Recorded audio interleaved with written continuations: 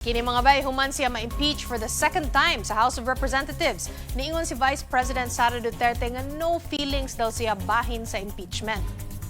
Gisalig na lang ni VP Sara ang pagkomento bahin sa impeachment sa iyang gi-assign nga spokesperson ug mga abogado. Para sa bise, wala na siya feelings bahin ani.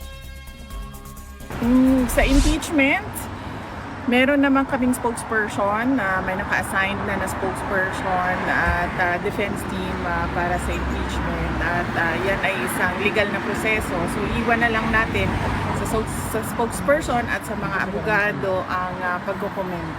Wala akong feelings about the impeachment. Naghatag sa update si VP Sara bahin sa kahimtang sa iyang amahan nga si former President Rodrigo Duterte. Ingon niya nga nagkaistoryahan na sila ni FPRRD. Unya, general topic lang daw ang ilang nahisgutan.